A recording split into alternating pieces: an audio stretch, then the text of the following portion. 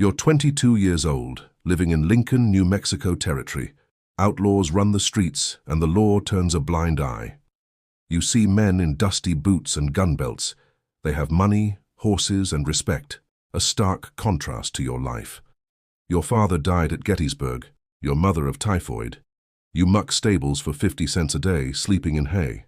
Stable hands talk about wanted posters. $25 for a horse thief, $50 for a rustler, $100 for a killer. That's 6 months' wages for one man. You walk past them every morning, memorizing faces and rewards. One day the sheriff catches you staring.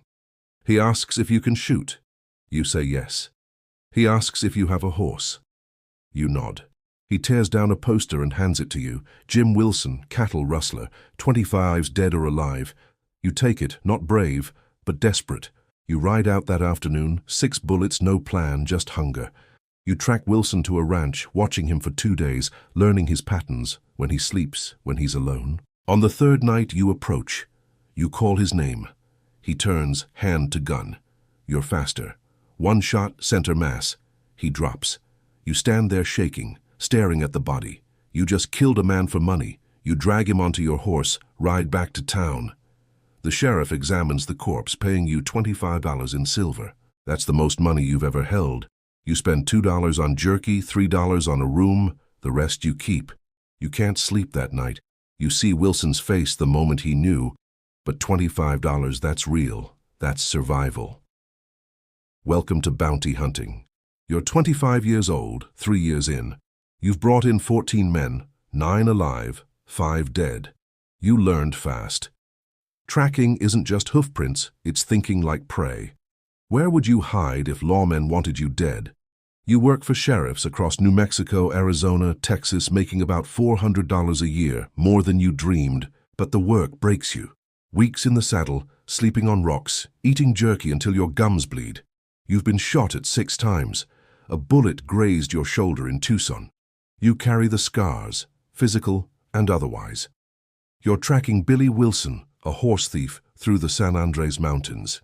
He's good, but you're better. You learned from an Apache scout how to read bent grass, broken twigs, disturbed rocks. You find Wilson in a cave after 12 days. You call out, giving him the option. He surrenders, exhausted. You bring him back, shackled, walking behind your horse for 4 days through the desert. He begs for water. You collect the $40. The trip cost you 2 weeks and $12 in supplies. You made $28. Your reputation grows. Sheriffs know you're reliable. You bring them in breathing when possible. Alive is cleaner. You're 29 years old, December 1880. You're not chasing horse thieves anymore. You're hunting William H. Bonney. They call him Billy the Kid, age 21. Killed 4 men, maybe more. He shot Sheriff Brady in Lincoln Street. Governor Lew Wallace posted a $500 reward. Every bounty hunter in the territory wants it. You team up with Pat Garrett, newly elected sheriff of Lincoln County. Tall, cold eyes. They were friends once.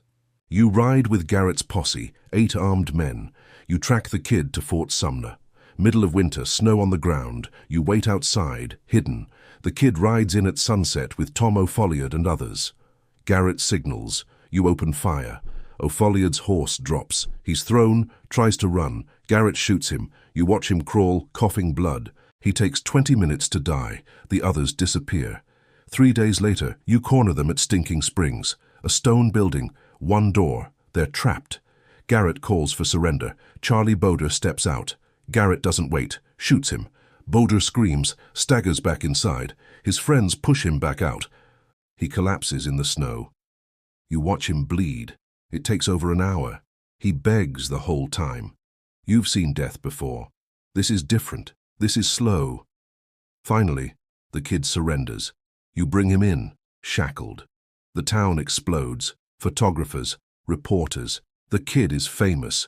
You're nobody. Garrett claims the $500 bounty. Governor Wallace refuses payment.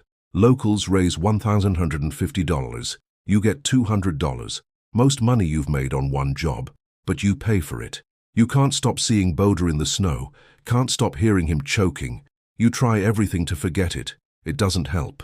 You're 33 years old. You work alone now. No more possess, no partners. Just you and your horse. 2 Colt 45 peacemakers on your hips, Winchester rifle in your saddle. You've killed 12 men, all had bounties. Most deserved it, some didn't. You don't think about it anymore, can't afford to. The posters say dead or alive. Dead is simpler. Dead men don't escape, don't eat your supplies. The law doesn't question a corpse. You're hunting Agustin Chacon, the Mexican devil, wanted for killing a U.S. Marshal. The bounty is $600, biggest you've chased. You track him for 7 weeks through Arizona into Sonora, Mexico, cantinas, mining camps. You're patient. You watch. You wait. You find him in Mracko, drinking in a cantina. Cards on the table. You walk through the door. He sees you. Recognition in his eyes. His hand moves. You're faster. Always faster. 2 shots, both center mass. He falls backward. Chair crashes. The room goes silent. You drag his body into the street, tie it across your horse, ride back to Arizona. The sheriff in Tucson verifies the identity, pays $600 in gold coins. You spend $100 on a new saddle, $50 on ammunition, $50 on whiskey. The rest goes in your buried tin box. You have $4,000 saved now, enough to buy land, start a ranch, live clean. But that life seems impossible. You've killed too many men. You see them when you close your eyes, their faces, the moment they knew. You sleep 3 hours a night, gun under your pillow. You trust no one, not lawmen, not women. Trust gets you killed. Level 5, the legend. You're 38 years old. Your name is in newspapers across the West, Texas, California, Colorado, Kansas. Some call you a hero bringing justice. Others call you a murderer for hire. You don't care about either. You've captured 81 wanted men. You've killed 29. You're good at what you do. The best. You charge 40% of the bounty now. For dangerous targets, you demand half up front. The Dalton gang robbed a train at Red Rock, took $20,000. The railroad posted $2,000 for each brother. Bob, Emmett, great, $6,000 total. You negotiated $3,600 and 6 months of work. You followed them across 4 territories, Kansas, Oklahoma, Texas, New Mexico. You changed horses 10 times, slept in ditches, ate rattlesnake and prairie dog. You tracked them to Coffeyville, Kansas. They planned to rob 2 banks simultaneously. Ambitious, stupid. You tipped the town marshal, set up shooters around the plaza. When the Daltons walked out, the town opened fire. Bob Dalton took 3 bullets, died in the street. Great took a shotgun blast to the throat, drowned in his own blood. Emmett got shot 4 times trying to save Bob, somehow survived. You collected your $3,000, but the work destroys you piece by piece. You've been shot 4 times, stabbed twice, beaten unconscious once. Your hands shake constantly. You need whiskey to sleep. Need it to stop the nightmares. Bob Dalton, Agustin Chacon, Charlie Baudre, Tom O'Folliard. 36 dead men total. You remember every face, every name. You also have enemies now, real ones. Outlaws who know your reputation, families seeking revenge, gang members who lost brothers. There's a price on your head. No official poster, just whispers in saloons, promises in outlaw camps. $1,000. Dead. Not alive, just dead. You carry 3 guns everywhere, 2 revolvers, 1 rifle. You never sit with your back exposed, never sleep in the same place twice, never trust anyone completely. You're the most feared bounty hunter in the West. You're also the most hunted. Level 6, the marked man. You're 43 years old. You were tracking Butch Cassidy's wild bunch. They robbed a bank in Belford, South Dakota. Pinkerton Agency hired you. $3,000 contract. You tracked them into Wyoming territory. Got close, too close. They ambushed you outside Thermopolis. 5 riders, repeating rifles. You took a bullet through the left shoulder. Another grazed your ribs. Your horse went down screaming. You crawled into a ravine, hid under brush for 8 hours. You heard them talking, laughing. They knew who you were. They wanted you dead, not for law, for sport. Because you'd killed too many of their friends. You made it to town, barely alive. Doctor dug out the bullet, stitched you up. But now you're marked. Every outlaw west of the Mississippi knows your face, your name, knows you're wounded. The James Younger Gang remnants put up $1,000. Dead only. Wanted posters with your face circulate. You can't take contracts anymore, can't show your face in public. You're hiding in a boarding house in Cheyenne, Wyoming. Third floor, back room, window facing the alley. You have $14,000 buried in 5 locations, enough to disappear.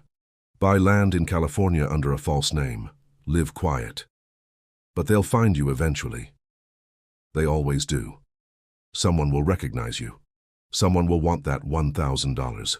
You sit in your room, curtains drawn, gun on the table. You hear every footstep in the hall, every sound outside. You barely sleep. When you do, you dream of the ambush, the bullets, the blood. You're not hunting anymore, you're prey. The hunter became the hunted. And you know how this ends. They're coming. Maybe tomorrow, maybe next week. But they're coming. And when they do, one of you dies. Level 7. The last ride. You're 45 years old. You've been running for 16 months, town to town. Never more than 4 days anywhere. Never using your real name. Sleeping with one eye open. But they found you. They always do. You're in Willcox, Arizona territory. You're drinking at the bar midday, trying to quiet the shaking in your hands. The door opens. You know before you turn, the way the room goes silent. 4 men, you recognize 2. Blackjack Ketchum's gang. The leader steps forward. Will Carver. You killed his brother in Sonora 4 years ago. You don't even remember his face. But Carver remembers. We're going to make this real slow, he says. You don't answer.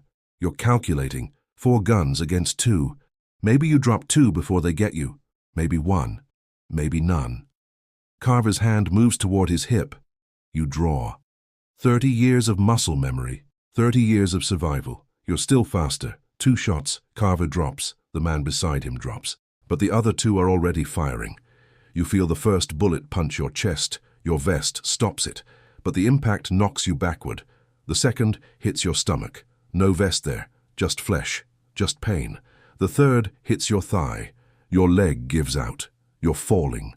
You land hard on your back, staring at the ceiling. There's a water stain. Brown, shaped like a horse. You think that's funny somehow. The 2 survivors stand over you. One spits. The other kicks your gun away. They walk out, leaving you to bleed. You're alone on the saloon floor. Someone yells for a doctor. But you know, you've seen enough men die to recognize the signs. The cold spreading through your limbs, the numbness, the darkness creeping in from the edges. You think about the men you killed. 47 total. You remember most of their faces. Your first kill, Jim Wilson. $25. You wonder if this is justice, probably. You're cold now. So cold. Can't feel your legs, can't feel your hands. You should have walked away, should have found honest work, should have lived clean, but you didn't. You chose this, the money, the reputation, the violence. Now you are dying on a dirty floor in a town nobody's heard of. Just another body, just another cautionary tale.